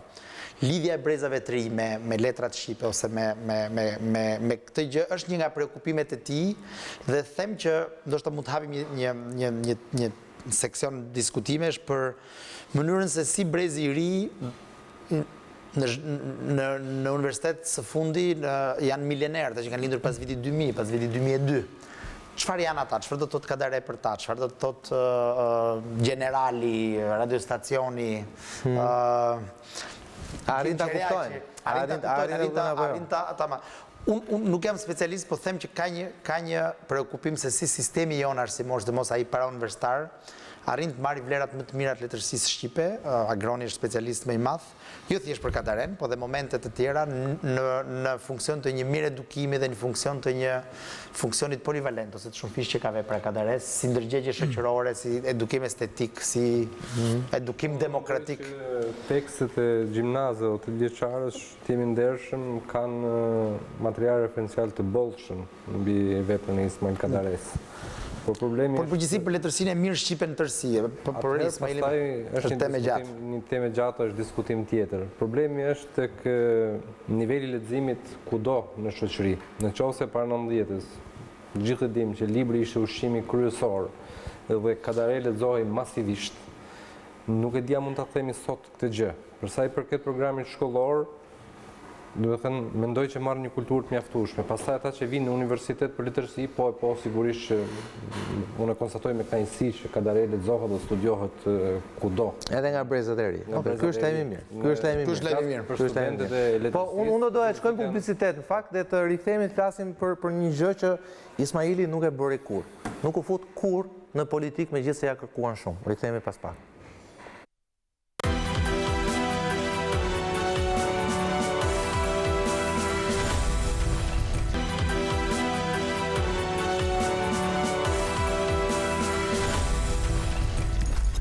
Rikthehemi pjesën e tretë, fillimisht me një rifreskim të informacionit, pasi të paktën nga dhënat që kam unë ka një shkallë shqetësimi tek qytetarët e Tiranës, disa prej tyre kanë dalë edhe në rrugë, ndërkohë ka ardhur edhe një njoftim zyrtar nga Instituti Gjeologjik, i gjeumit, çfarë quhet ky? I geoshkencës. Po, i shkencës, po. Goditja kryesore e tërmetit, pra ka qenë orës 21:15, ne e përjetuam live këtu në emision dhe pamjet kanë bërë xhiron e portaleve në Tiranë. Ka qenë me magnitudë 4.9 të shkallës Richter, me thellësi 7 km, me epicentër në fshatin Bubësh. Goditja është shoqëruar nga pas goditje të vogla, të cilat, thot i gjeumi pra, shoqërojnë aktivitetin sismik të 26 nëntorit. Çka është një fjali e cila tenton të qetësojë qytetarët për të thënë që pra bëhet fjalë për pasgoditje, nuk bëhet fjalë pra për diçka tjetër. Pra edhe sismologë të tjerë gjatë ditës djeshme, gjatë ditës sotme e kanë sqaruar këtë, pra që bëhet fjalë për pasgoditje, pra nuk bëhet fjalë për diçka serioze. Ndërkohë nga komunikimet me bashkitë Durrës, Dibër, Gjirokastër, Fier Florë, Shkodër dhe Lezhë nuk raportohen dëmi në njerëz në materiale spaku deri tani. Dëmi vetëm është sigurisht dëmi mendor dhe deri diku është e kuptueshme pas asaj drame që përjetuam ne që nuk pësuam gjë dhe tragedie që pësuan familjet e tjera në Fushkruj, në Thuman, Lezhë dhe për më keq në Durrës. Megjithatë të rikthehemi këto minuta të fundit Ismail Kadaresë, i cili sot pra ka mbushur 84 vjeç, por një Ismail i cili kur nuk pranoi, unë jam dëshmitar, vetë personali, negociatave personale për ta bërë atë president, spaku në dy raste, në 2007 dhe në 2012. Spaku në vitin 2007 tradativat kanë qenë shumë intensive dhe Ismaili sigurisht nuk pranoi. Cili do të ishte një figurë pa kontestuar në rast se themi nominimi i tij do të ishte bërë zyrtar. E di që ka pasur përpjekje edhe në të shkuarën dhe më herë. Që në thënjishin. Ai ka dëshmuar kërkesa ndërkombëtare të nivelit lartë për. Dhe ai gjithmonë ka refuzuar, gjithmonë tha jo. Unë besoj që bën pjesë ke një nga dimensionet. Pra nuk bëri atë që bëri Haveli. Absolutisht, është një nga dimensionet e ndërgjegjës historike ose të asaj tejkohësisë që Ismaili ka pasur rreth vetes, ku detajet përfshi këtu dhe postet nga më të lartat. Pra dëshmitar, jo protagonist, dëshmitar. Jo, në sensin që do të jetoj kohës historisë epokave, brenda një gjë shumë të lartë se sa kronika e presidentëve. Republikës tonë pas në theshin janë bërë një 5 ose 6 president, Ismaili ka mbetur i njëjti ose gjithnjë më i madh. Dilema e figurës së kulturuar apo të iluminuar ose po jo se nuk ka patur ndërhyrje, ka bërë ndërhyrje të forta.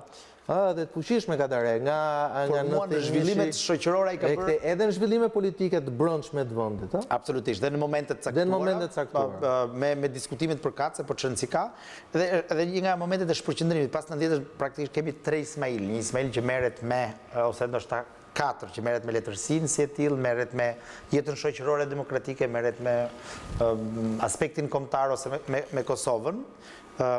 Por modeli ka qenë, me raste shumë të ralla ka qenë, për mua individati ka qenë gjenerali, ka qenë relativisht i dështuar.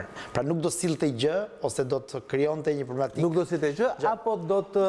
Përveç se mund të qenë një PR i jashtëzakonshëm për Shqipërinë. Kjo do ishte PR i jashtëzakonshëm. Është një marrëdhënie publike e humbur për Shqipërinë. Çfarë i ndruaj Kadaresë? Tentacioni është pjesë e natyrës njerëzore, tash nuk di ta them nëse ka patur tentacion apo jo kur i është propozuar, por unë besoj që Ismaili ka dhënë shenja që edhe vetë publike që është njëri si gjithë tjerët, pra tentacioni është pjesë edhe e jetës tij. Po çfarë ka bindur atë që nuk duhet futet në këtë rrugë? Dofta që e një veten që s'mund ta bënte ato, madje po ta provokojnë çik të debat, di që e ka shprehur edhe nuk e di edhe në rrethe intime ose tavolina, unë po të bëhem mos më bëni se unë po të bëhem diktator ka thonë.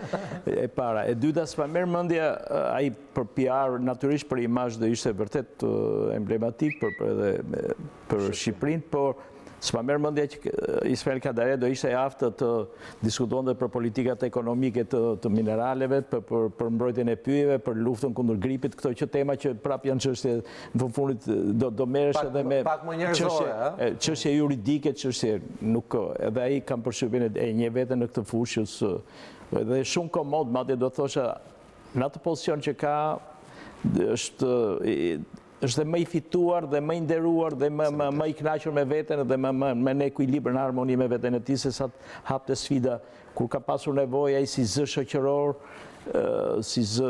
Atëherë kur është ndier nevoja e shoqërisë, ai ka folur vetë, nuk kemi pas nevojë ta thresë. Edhe kam përshtypjen që ka bërë për spontan, jo se i detyruar. Jo, është vërtetë. Ai ka luksin tani, tashmë shiko, Ismail Kadareja ka ikur aq lart dhe është e kohë që bën jetën që do dhe vetë Ismaili ndofta ky është mendim personal. Me ndjeshmërinë që ka ndaj ai sulmohet vërtet. Ka kritika, ka ashtu. Kam përshtypjen nganjëherë është e tepruar ndjeshmëria e tij sepse është aq ka ikur aq shumë se do duhet 200 vjet, 300 vjet tjerë të dalë një figurë letrare për një kombë si Shqipëria. Nuk është aq lart dhe në këtë nivel pozicioni i shkrimtarit është komod, është edhe i qetë dhe në harmoni me veten edhe se sa do ndërlikonte jetën e tij. Agron, kujtohet... Që duhet ara me 3 qe, që thot fshat. Si thot? Ç'duhet... A mund të mbrehen 3 qe bashk? 2 qe mbrehen.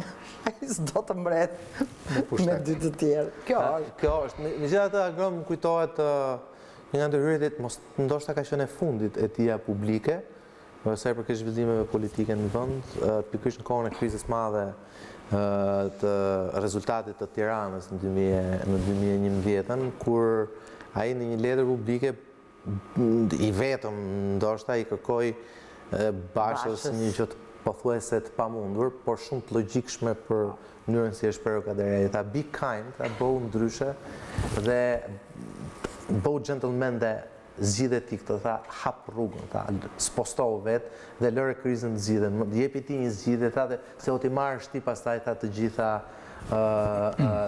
dhe me thënë vërtetën kishte sens ajo që kërkoi Kadareja të here, them unë.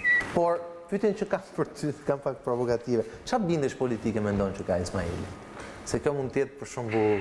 Po më pyet mua? Jo, po pyes Agronin. Përgjigje me një slogan të Ramës, se shoh përtejt majtës dhe të djatës, por në një vend tjetër do më duke një konservator nga formimi dhe botë kuptimi. Por humanist, në konservator Sigurisht, humanist. Ndërsa ndjenja politike shqiptare ai ka 2 sensor shumë të fortë, mendoj unë, ndjesinë ndaj krusmes e banalitetit, që ai nuk ka pranuar kurrë të bëhet banal, as në diktaturës e pas, ka ndaj larg shtruajtur, dhe njohjen për historiografinë e politikës shqiptare.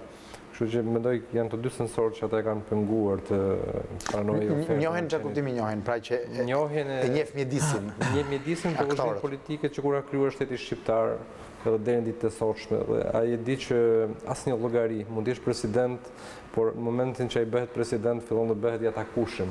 Kadareja nuk do të jetë i atakueshëm. Do të jetë sipror, po. Edhe dalim te ato orët që tha Ilieti, orët si krijues dhe orët si njeri normal. Ai thjesht nuk ka dashur ta nojë nga kjo. Për ta mbyllur, ndoshta siç ka shkruar Dante i pashmangshëm, në farë mënyrë Kadareja është i pashmangshëm, do jetë i tillë.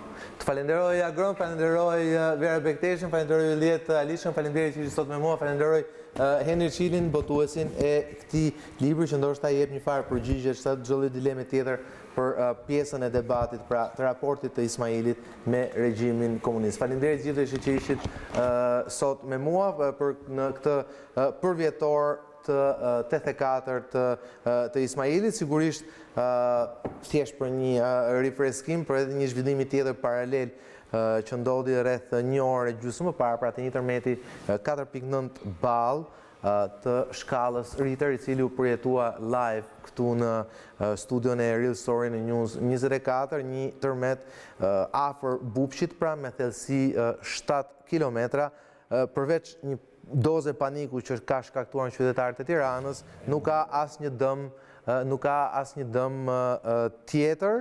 Nga komunikimi me Bashkinë Durrës, Dibër, Gjorokastër, Fier, Vlorë, Shkodër e Lezhë, nuk raportohen dëme. Njerëzit Gjeomi thot, bëhet fjalë për pasgoditit vogla që shoqërojnë aktivitetin sismik pra të rënd të 26 nëntor. Zhvillimet e tjera ndiqni në News 24, ndërkohë një zhvillim shumë interesant politik ka ndodhur sot, ku presidenti Trump ka bërë një propozim i cili mund të lëvizë, është një tërmet tektonik politik ndërkombëtar, pra ku ka bërë një propozim konkret për njohjen e Palestinës si shtet edhe nga Izraeli në shkëmbim të një pakete financiare për $50 miliard dhe një plani të detajuar për ndarjen e territoreve dhe administrimin mes tyre dhe izraelitëve, i cili pritet pra është ka marrë miratimin e Netanyahut dhe pritet marrë reagimin edhe të palestinezëve.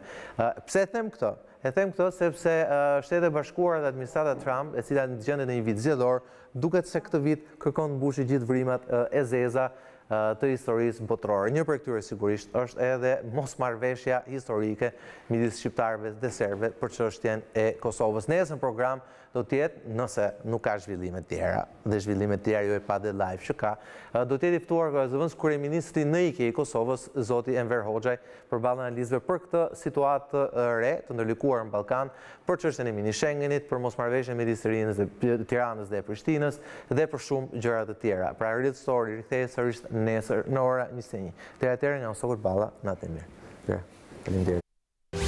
emblema e takimeve ka qenë një frazë e zëvpësumit në takimin e tyre të fundit në oborin e Kuvendit Franceskan. Fati na ka vendosur bashkë në llogorën e kulturës europiane në Shqipëri. Ky ripropozim që është sot nga Akademia Shqiptare e Shkencave zhvillohet në një kontekst krejt të ri në fakt, nuk i ngjan as propozimeve të fillimit të viteve 90, as debate që kanë shoqëruar.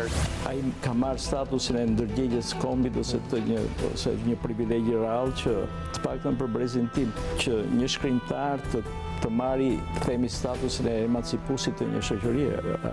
Diktatori nuk i konvenonte as pak që të dënonte shkrimtarin më të madh.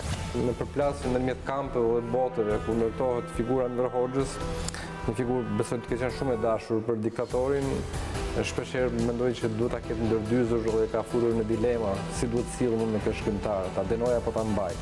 Druaj se po të dilte sot fenomeni Kadarej nuk do kishte këtë famë botërore, që edhe rrethane kohës